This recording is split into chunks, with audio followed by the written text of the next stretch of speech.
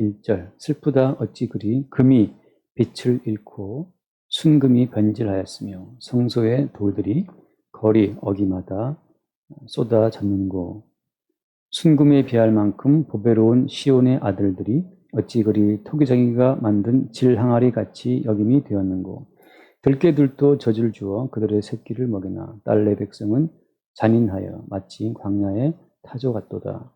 젖먹이가 목말라서 혀가 입천장에 붙으며 어린 아이들이 떡을 구하나 떼어줄 사람이 없도다. 맛있는 음식을 먹던 자들이 외롭게 거리거리에 있으며 이전에는 붉은 옷을 입고 자라난 자들이 이제는 거름더미를 안았도다.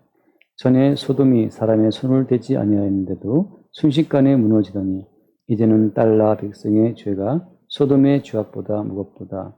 전에는 존귀한 자들의 몸이 눈보다 깨끗하고 젖보다 희며 산호들보다 붉어 그들의 윤택함이 갈아서 빛낸 청옥 같더니 이제는 그들의 얼굴이 숯보다 검고 그들의 가죽이 뼈들에 붙어 막대기같이 말랐으니 어느 거리에서든지 알아볼 사람이 없도다.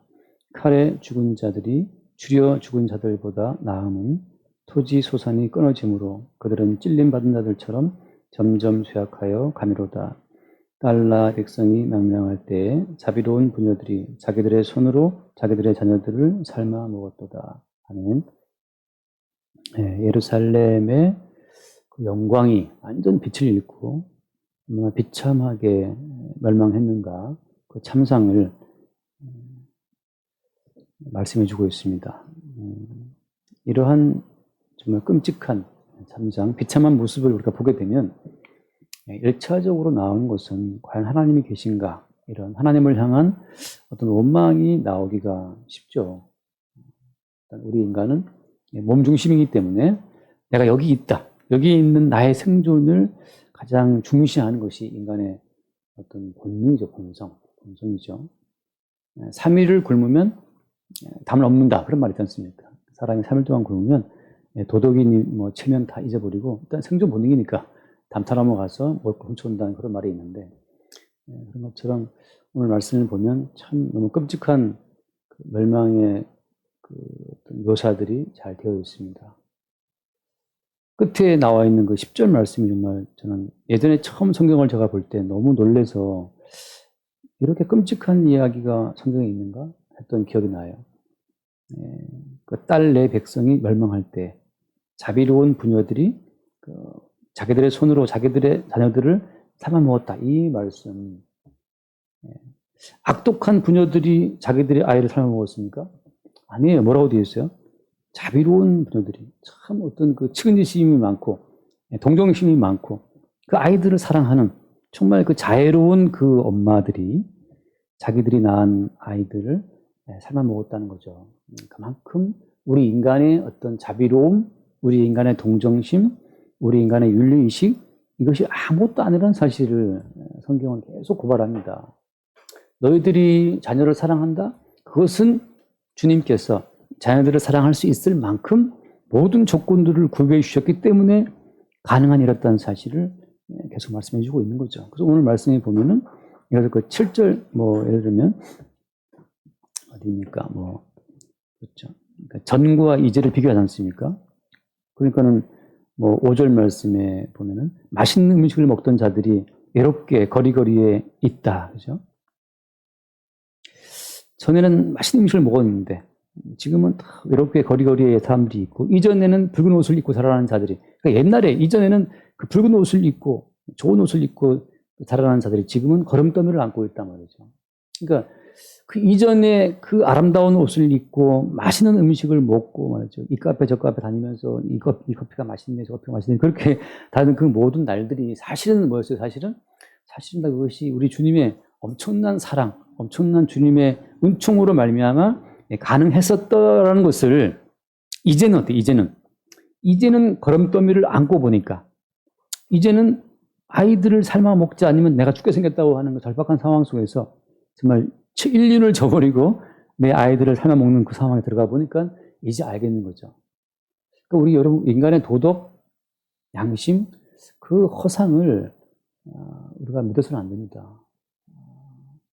전에는 그 자비로운 부녀들이 지금은 이제는 자기들 아이들을 삶아먹는 이 끔찍함이라고 하는 것은 인간의 어떤 이성과 도덕으로 붙잡을 수 있는 게 아니에요. 사람들이 지금 헛꿈을 꾸고 있는 거죠. 나는 정말 마음씨 좋은 아빠야. 여기에 대해서 성경은 너도 한 열흘, 한 달 굶겨볼까? 라고 하는 거죠. 그래서 오늘 이 말씀은 뭘 보여준 거다 하면 이렇게 끔찍한 일들을 허락하신 분이 누구죠? 하나님이거든요. 하나님. 그러니까 우리는 이렇게 끔찍한 일을 이스라엘 가운데 벌이신 그 하나님을 향한 우리의 믿음을 계속 앞으로도 지킬 수가 있을까요? 이쯤 되면 하나님을 향한 어떤 순전한 믿음을 지킬 자가 그런 대단한 믿음을 지닌 자가 있을 수 있겠습니까? 주의 은혜가 아니면 믿음을 지킬 수 없다. 다 도망갑니다. 잠깐 욥기 말씀으로 욥기에 비슷한 이야기 나오잖아요.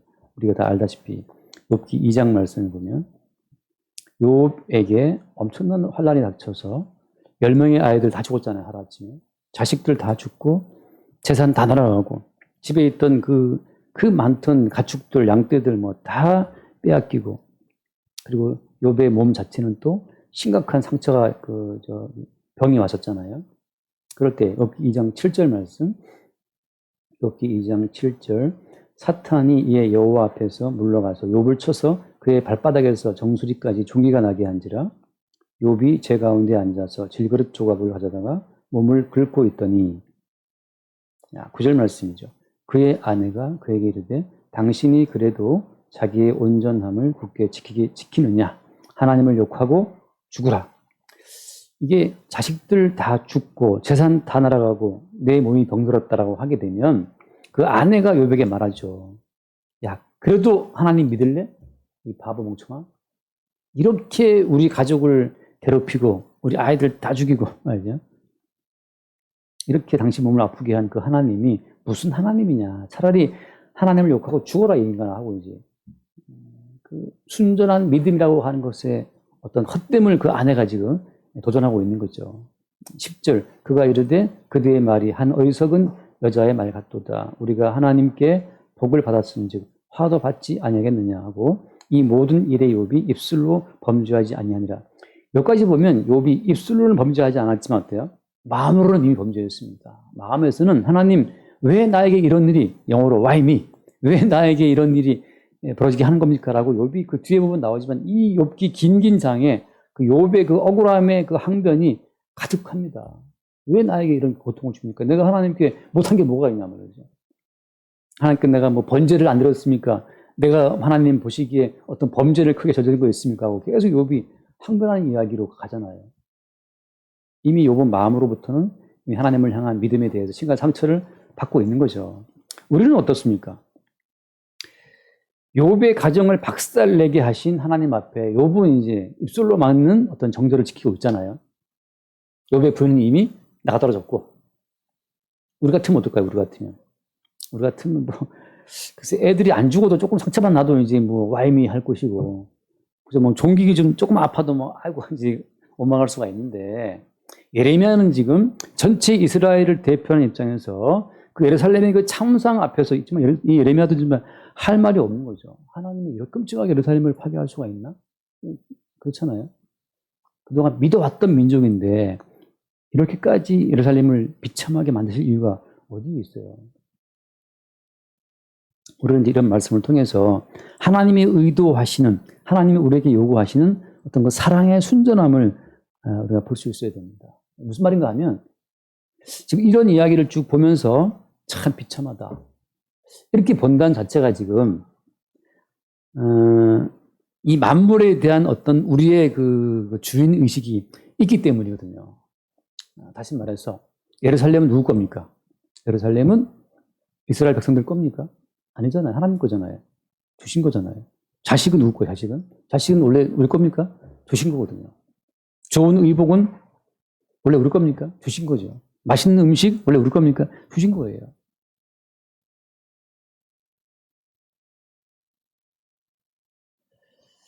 전에 몸이 눈보다 막 깨끗하고 젖보다 희고 윤택함이 막 그 갈아서 빛낸 청옥처럼 그렇게 삶이 빛이 났는데 지금은 이제 시커매졌죠. 얼굴이 숯보다 검고 가죽이 뼈에 붙었다고 나와 있는데 이런 모든 삶 자체가 사실은 다 주의 은총으로 주어진 것인데 여기에 대해서 이것이 내 것이다.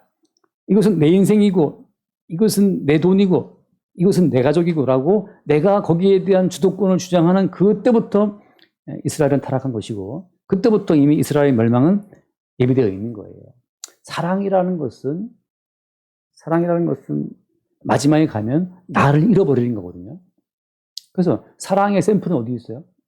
주님 말씀하실 요한일서에서 사랑은 여기 있으니 라고 해서 사랑의 샘플을 말씀하시는데 그 사랑의 샘플 어떤 모양입니까? 사랑은 여기 있으니 우리가 하나님을 사랑한 것이 아니고 하나님이 우리를 사랑하셔서 우리의 죄를 대신하여서 그 아들 예수를 주셨다라고 하잖아요. 그러니까 예수님께서 자기를 잃어버리는 것, 범죄한 자기 백성을 위해서 자기의 목숨을 내어놓고 자기의 모든 것을 잃어버리는 그것이 그게 사랑이에요. 그래서 사랑은 여기 있으니 지금 하나님께서 우리에게 그와 같은 사랑을 원하시는 거죠. 내가 너희들을 위해서 모든 것을 다 내놨던 것처럼 너희들도 나 예수 그리스도를 위해서 모든 것을 놓을 수 있느냐를 물어보시는 겁니다. 이게 참 사람의 힘으로는 쉽지가 않죠. 그래서 잠깐 말씀 한번 봐요. 로마서를 보면 로마서 8장에 사람으로서는 불가능한 이야기를 주님께서 하고 있는데 로마서 8장 35절 로마서 8장 35절 말씀 35절 누가 우리를 그리스도의 사랑에서 끊으리요 환난이나 곤고나 박해나 기근이나 적신이나 위험이나 칼이랴. 그럼 이 정도면 자 그리스도의 사랑에서 끊어지지 않을까요? 일단 환난, 곤고, 박해, 기근쯤 오면 기근이 아닌 칼쯤 오면 그때 우리가 주의 사랑을 놓지 않겠습니까? 그래도 여러분 우리가 주님을 사랑할 수 있겠어요? 그래서 사랑은 법이 아닌 거예요. 법으로 사랑을 법으로 보고서 내가 주님을 사랑합니다. 이렇게 우리의 어떤 인간적인 의지와 힘으로 율법을 지키듯이 주님을 사랑하려고 하면 기근이 오면 끊어져요. 칼이 오면 끊어집니다. 위험이 오면 끊어져요. 누구처럼? 베드로처럼. 예수를 위해서 내가 목숨 바치겠다라고 장담했잖아요, 베드로가. 근데 어디에서 베드로의 사랑이 뚝 끊어져 버리죠? 베드로의 사랑은 어디서 끊어져요? 계집종 앞에서 끊어지죠. 계집종이 뭐 칼도 안 됐어요. 그냥 너 혹시 같은 피 아니냐라고 하는 계집종의 그 말 한마디 앞에서 주님을 향한 베드로의 사랑은 딱 끊어져 버리죠. 우리는 어디쯤 갈까요? 우리의 사랑은 그래서 여기서는 공고나 박해나 기근이나 적신, 위험, 칼 이 정도 하면 이제 대부분 다 끊어지겠죠. 아까 욥의 부인처럼 야 네가 무슨 믿음을 지켜? 차라리 하나님 욕하고 죽어라. 뭐 때문에 그런 말을 하는 겁니까? 조건부 사랑이기 때문에 그래요. 조건부 사랑이기 때문에. 뭔가 주님께 뭔가를 얻고자 기대하는 마음으로 예수를 믿어왔기 때문에 뭔가를 얻고자 하는 마음으로 예수를 붙잡아 왔는데 돌아오는 것이 없고 오히려 나에게 위험한 상황에 닥치게 되면 예수를 놓을 수밖에 없죠. 그러니까 조건부적으로 예수를 따라온 믿음은 어떤 순간에 다 놓게 돼 있어요. 사람들이 왜 말씀을 지키려고 애쓰는 겁니까? 사랑해서? 사랑하는 마음으로 이 말씀을 지키려고 하는 걸까요? 많은 사람들이 두려움에 깔려있기 때문에 이 불확실한 인생을 좀 든든히 지키고 싶어서 그래서 말씀을 지켜서 마일리지를 쌓아두면 어떤 순간 하나님께서 그래도 우리 집안에 재앙을 내리시지 않겠지라고 하는 그 얄팍한 기대, 그 조건부적으로 말씀을 지키는 제가 볼 때 인간들이 다예요. 모든 인간들이 말씀을 지킨다. 왜 지키는데? 주님을 사랑해서 아닌지 이렇게 하면 좀 나중에 어떤 위험한 순간에 나를 도와주시지 않을까라고 하는 그 조건부 기대를 갖고 우리가 어떤 사랑의 흉내를 내는 거죠. 사랑의 흉내를. 오늘 말씀은 뭐냐? 그리스도의 사랑에서 끊을 수 없다는 말씀처럼 사랑은 우리의 사랑이 아니고 주께서 우리를 사랑하시는 그 사랑에 붙들려 있을 때에만 예루살렘의 그 참상 앞에서도 여전히 주님의 사랑에 대한 신뢰를 유지할 수가 있어요. 다시 말해서 우리 주를 향한 우리의 사랑은 매 순간순간 끊어집니다. 돈벌이 앞에서 눈이 빨개져서 그냥 돈 앞에서 주님에 대한 사랑은 온당한 데 없고 집에 무슨 일이 생기면 갑자기 주를 향한 사랑이 온데간데 없고, 쾌락이 오면 또 온데간데 없고, 드라마 하나 봐도 잊어버리는데 말이에요. 그래서 우리의 주를 향한 우리의 사랑은 매 순간 끊어지고 끊어지지만 마찬가지죠.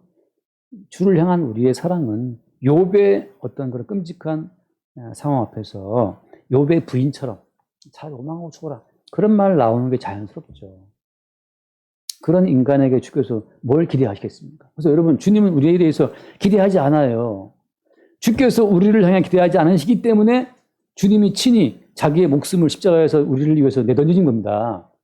우리를 아시니까 니들이 날 사랑한다고? 아니야, 내가 너를 사랑한다. 넌 단지 나의 사랑을 받아들이는 것, 그것은 충분해. 우리가 이런 주제를 알아야 돼요. 아까 말했지만 그 자비로운 부녀들이, 그 사랑 많은 부녀들이 자기 아이를 삶아먹는 그 지금까지 가는 데까지 걸리는 시간이 얼마 걸리지 않았어요. 정말 우리 자식들을 사랑합니까? 이게 허상이라니까요. 그리스도의 사랑이 있기 때문에 우리가 지금 자식을 사랑하고 남편을 사랑하고 아내를 사랑하고 직장에서 뭔가 이렇게 동료들과 함께 살아갈 수가 있는 거지. 주님이 조금만 상황을 압박하면, 우리 6.25 때 다 알잖아요. 6.25 때.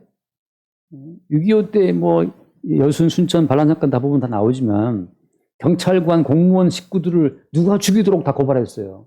다 같은 주민들이 고발했어요. 주민들이. 저 집은 직업이 선생이야, 저 집은 경찰 가족이야.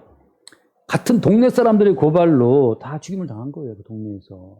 그 공산당 장하고 있으니까 뭘 더 얻고 싶은 마음으로 말이죠. 그 이웃이라고 하는 거 허울 좋은, 그러길래 이웃은 사촌이라 하죠. 그거는 주님의 사랑이 그 도전을 감싸고 있을 때, 그때 우리를 뭐 사촌이야 하하 언니요 하고서 밥 먹으러 와 어쩌고 그러는데, 공산당만 내려와도 바로 고발해가지고서 저 집이 공무원 집이야, 저 집 선생 집이야. 우리가 유지하는 모든 관계라고 하는 것이 허상이에요. 내가 아플 때 옆집 사람이 같은 아픔을 느낄까요? 그 아니라는 거 우리가 알지 않습니까? 단지 우리는 주의 은총으로 말미암아 이렇게 내 주변에 이웃이 있구나. 그죠? 우리가 오늘 또 곰국이랑 밥 먹었는데 아직 식사하고 또 뭐 커피도 마시고 재밌게 이제 남자 셋이서 시커먼 남자 셋이서 이제 시간을 보냈는데, 이게 맛있는 식당 가서 뭐 연어도 먹고 커피도 마시고 이 모든 것이 그리스도의 그 사랑 안에서 벌어지는 하나의 사건들이었지, 주의 사랑 아니면 우리가 도대체 함께 만날 수 있긴 하나요? 우리가 각자 다 다른 데 살아온 사람들이 그렇지 않거든요. 그래서 우리는 이걸 보면서 그리스도의 사랑에서 우리가 끊어지지 않는 그 사랑이 있기 때문에 어떤 공고나 핍박이나 위험 가운데에도 우리가 주의 사랑에 붙어 있는 거지, 주를 향한 우리의 사랑은 하루에 12번씩 우리는 배반하고 잊어버리고 망각하고 원망하고 그런다는 거죠. 그래서 그 뒤에 말씀합니다. 고린도후서 5장, 방금 한 번 더 봅시다. 그 밑에 그 37절 말씀, 8절이 되는 거, 로마서 8장 30절. 그러나 이 모든 일에 우리를 사랑하시는 이로 말미암아 우리가 넉넉히 이긴다라고 하는 거, 다시 말해서 끊어지지 않는 그리스도의 사랑이 우리를 강권할 때 그때 우리에게 승리가 있어요. 저는 그 위의 말씀도 36절 말씀, 36절 기록된 바 우리가 종일 주를 위하여 죽임을 당하게 되며 도살당할 양같이 여김을 받았나이다.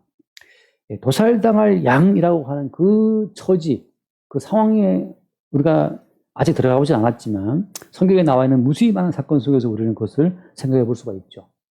도살당할 양에게 어떤 자비가 있나요? 도살당할 양은 그냥 자비 없이 죽여버립니다. 그런 것처럼 우리가 이 세상을 살아가면서 어떤 받게 되는 그 도살당할 양 같은 취급, 그 모든 상황에서도 그 뒤에 말하기를 이 모든 일에 우리를 사랑하시니라 말미암아 넉넉히 이긴다라고 하는 이 어떤 진짜 말도 안 되는 이 상황이, 그 뿌리가 어디 있다? 뿌리가 주의 말씀을 지키고 주님을 사랑하고 하는 그런 우리에게 있다는 거예요. 이 말씀의 핵심이 어디에 있는 거예요? 누가 우리를 그리스도의 사랑에서 끊으려 하는 그 그리스도의 사랑이 이렇게 우리를 하여금 이기게 한다는 거죠. 다시 말해서 오늘 본문 말씀으로 보자면 예루살렘이 이렇게 박살났지만 마지막에 자기의 아이들을 삶아먹기까지 예루살렘이 파탄났어요. 인륜, 윤리, 뭐 자식을 향한 사랑, 그 모든 게 다 끝났어요. 지옥이죠. 이런 참상을 목격하면 모두가 다 하나님의 사랑을 의심할 수밖에 없는데, 지금 선지자가, 예레미야 선지자는 유일하게 이 모든 사건을 허락하신 분이 하나님이심을 알고 끝까지 그분을 향한 어떤 믿음과 사랑을 지키는 그 관점에서 담담하게 이 모든 예레미야의 가설을 쓰고 있는 겁니다. 모두가 다 하나님을 향한 사랑에서 큰 상처를 받고 떠나갈 때 현재 예레미야의 마음속에는 그리스도의 사랑이 꽉 잡고 있는 거죠. 나도 진작에 하나님을 버리고 떠날 수 있는데 그리스도의 사랑이 우리의 마음을, 심장을 꽉 잡고 있기 때문에 우리가 끌려가는 거예요. 제가 예전에 그 청교도와 전교 개혁자들의 책을 보면서 저도 감동을 받았는데, 뭐냐면 주님을 향해서 내 심장을 바친다, 이런 이제 그런 말을 했어요. 주께 내 심장을 바칩니다, 이렇게 말하는 누가 있었는데, 그때는 뭐 감동이었지만 지금 보면 헛소리입니다. 그것은 똑같아요. 베드로 사건의 재판이에요. 베드로가 말하기를 주여 다 버릴지언정 나는 목숨 바치겠습니다. 목숨 바치겠습니다. 이렇게 말을 했죠. 다시 말하면 베드로가 자기 심장을 죽여드리겠다고 이제 이게 큰 소리를 친 거죠.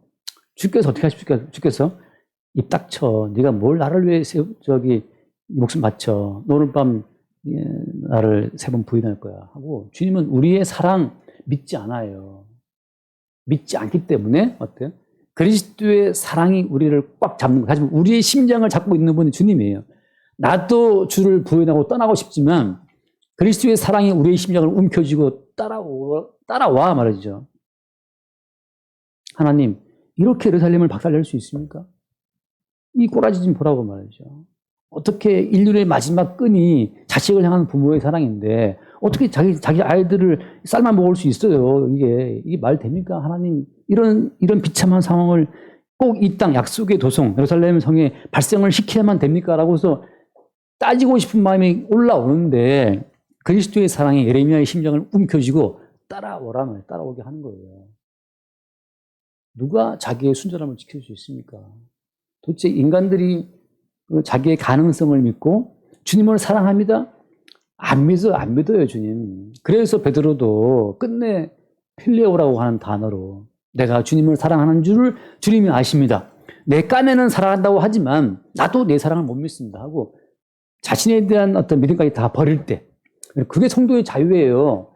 나 자신에 대한 모든 자유까지 내가 완전 놔버릴 때, 우리가 무슨 주를 믿고 우리가 무슨 주님을 사랑하고 주를 따라갑니까? 우리가 바늘로 한번 찔러도 그냥 무서워서 그냥 벌벌 떠는 사람들이 무슨 주를 향한 사랑을 굳건하게 지키냔 말이죠. 거기에서 우리는 우리의 모든 어떤 가능성을 내려놓고 끊을 수 없는 그리스도의 사랑이 우리의 심장을 움켜쥐고 따라오라고 우리를 끌고 갈 때 거기에 우리는 주의 사랑을 확인하는 거예요. 잠깐 고린도후서 5장 14절 말씀. 고린도후서 5장 14절. 그리스도의 사랑이 우리를 강권하시는도다. 이 말씀이 저는 너무, 이 말씀에 제가 강권돼요. 주를 향한 내 사랑이 주를 막 따라가게 하는 것이 아니고 그리스도의 사랑이 우리를 그냥 강제로 우리를 붙잡아 당기는 겁니다. 거기에 우리의 어떤 소망이 있고 거기에 우리의 자유가 있는 거예요. 나는 진작에 쾌락을 따라 세상 욕망을 따라 조그만 삶이 힘들어지면 불평 원망하면서 주를 향한 불평을 바라면서 떠나갈 자들인데 그리스도의 사랑이 우리를 강하게 권해서 채는 거죠. 그럼 뭘 알게 하시느냐? 그게 말씀처럼 우리가 생각하건대 한 사람이 모든 사람을 대신하여 죽었은즉 모든 사람이 죽은 것이라. 이 말씀이 무슨 얘기입니까? 한 사람, 그리스도 예수께서 우리를 대신해 죽었기 때문에 이게 얼마나 무서운 사랑이에요. 저도 살면서 예전에 대학 다닐 때 어떤 분이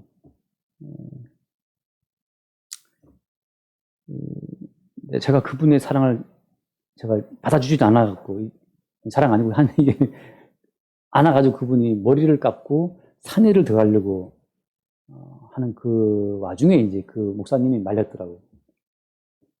근데 저는 그게 너무 충격적이었어요. 왜냐하면 내가 뭔데 정녕 그대는 나의 사랑을 받을 수가 없나, 그것처럼 안 받아준다고 머리 깎고 하늘로 들어간다니까 저는 너무 놀래갖고 그날 제가 예배당 갖고 너무 그게 충격적이었어요. 와, 도대체 이게 뭐길래.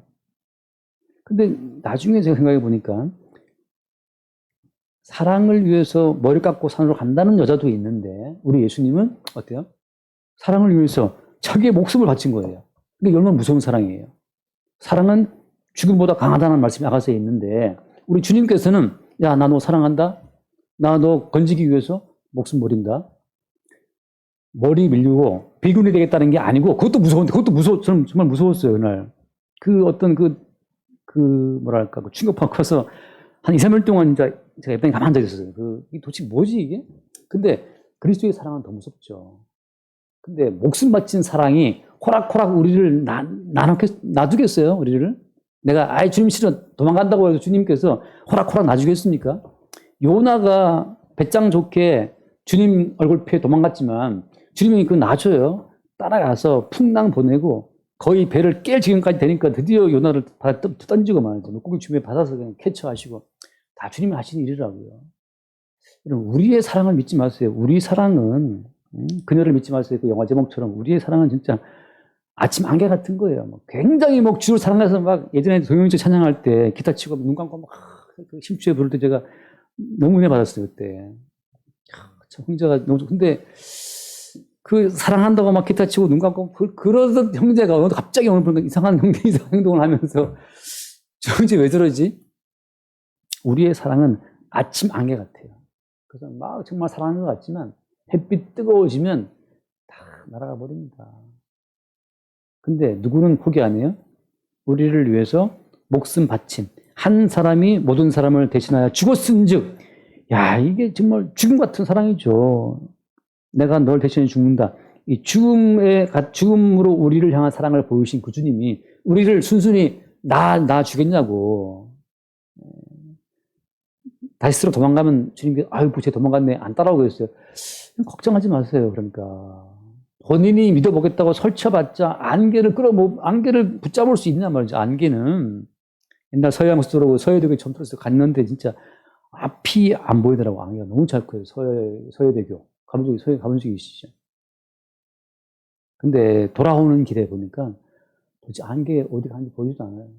깔끔하게 개어서 그런 것처럼 우리의 사랑 믿지 마세요.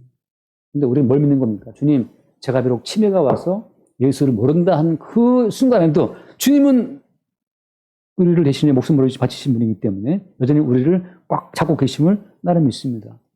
내 의식을 믿는 것이 아니고 나를 대신에 목숨 바치신 그분의 사랑을 내가 믿는 거죠. 그게 믿음이고 사랑이에요. 우리의 그 알량한 행함, 그 알량한 우리가 주를 향한 어떤 감정, 열정, 나름 한다는 그 헌신, 그거 주님 귀하게 보지 않아요. 금방 드러날 미천으로 봅니다. 저거 한나들은 가겠구만. 한나들 가면 또 우리는 사라지는데.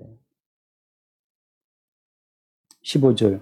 그가 모든 사람을 대신하여 죽으심은 살아있는 자들로 하여금 다시는 그들 자신을 위하여 살지 않고 오직 그들을 대신하여 죽었다 다시 살아나신 이를 위하여 살게 하려 함이라. 15절 말씀이죠. 5장 15절에. 이 말씀도 무서운 말씀이죠. 그가 이미 우리를 위해서 죽었기 때문에 이제 우리는 우리 마음대로 살 수가 없어요. 주께서 우리를 딱 사서 지금 뜻대로 야 내가 내 목숨 바쳐 내가 너를 구해왔어. 그러면 어때요? 우리 마음대로 할 수 있겠어요? 못 갑니다. 우리를 붙잡아서 끌고 와요. 강권하시는 사랑으로. 우리를 위해 살지 못하고 주를 위해 살게 하시는 거죠. 그게 주의 사랑입니다. 그러니까 아까 예루살렘의 그 참상을 봤잖아요, 우리가. 이 끔찍한 상황이 오면 대부분 다 여호와를 놔요. 이런 상황 앞에서까지도 그 욥의 그 부인이 했던 말처럼 이래도 네가 주님을 향한 순전함을 지키겠느냐 말을 지키겠느냐. 정신 좀 차려 말이지. 네가 믿는 예수가 이딴 예수야? 이렇게 우리 가족을 다 파탄나게 만드는 예수라면 제발 좀 놔버려라 말이지. 그렇게 욥의 부인이 욥을 압박하는 그 순간에도 욥이 말하기를 너 참 어리석다.